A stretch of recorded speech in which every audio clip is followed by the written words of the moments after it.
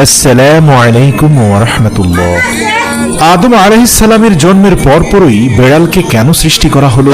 প্রিয় দর্শক, আমি শতভাগ গ্যারান্টি দিয়ে বলতে পারি আপনাদের যাদের বাসায় বেড়াল নেই আর যারা এই ভিডিওটি দেখছেন তারা এই ভিডিওটি দেখার পর অবশ্যই বেড়াল পালন করতে আগ্রহী হবেন। হযরত মুহাম্মদ সাল্লাল্লাহু আলাইহি সাল্লাম বেড়ালের একটি গোপন বিষয়ে খুব ভালোভাবে জ্ঞাত ছিলেন।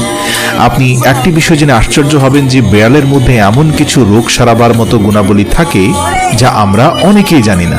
এরা কিন্তু প্রচন্ড বুদ্ধিমান হওয়ার পাশাপাশি এদের মধ্যে একটি রহস্য লুকিয়ে আছে যা জানার পর আপনি আশ্চর্য হয়ে যাবেন। মায়েজা নামে রাসূল সাল্লাল্লাহু আলাইহি সাল্লামের পছন্দের একটি বেড়াল ছিল। কোনো এক সময় রাসূল সাল্লাল্লাহু আলাইহি সাল্লাম নিজের সৈন্যবাহিনীদের সঙ্গে কোনো এক ময়দানে যুদ্ধের প্রস্তুতি নিয়ে যাচ্ছিলেন। হঠাৎ করে রাসূল সাল্লাল্লাহু আলাইহি সাল্লামের সামনে একটি বেড়াল চলে আসে এবং সেটি গর্ভবতী বেড়াল ছিল। আর এটি দেখে রাসূল সাল্লাল্লাহু আলাইহি সাল্লাম সঙ্গে সঙ্গে তার সৈন্যবাহিনীকে অন্য রাস্তায় ফিরিয়ে নিলেন যাতে করে সে গর্ভবতী বেড়ালের কোনো সমস্যা না হয়।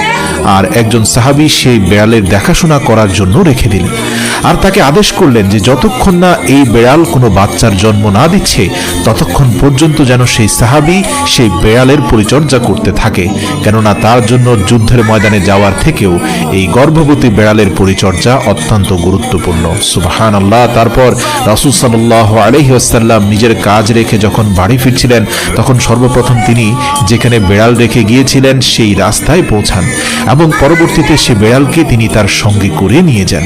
তারপর সেই বেড়ালের নাম রাসূল সাল্লাল্লাহু আলাইহি সাল্লাম ময়জা রেখেছিলেন। তারপর বাকিটা জীবন সে বেড়ালকে তিনি তার সঙ্গে রেখে দেন। একবার রাসূল সাল্লাল্লাহু আলাইহি সাল্লাম ফজরের সময় উঠলেন এবং নামাজের জন্য প্রস্তুতি নিয়েছিলেন।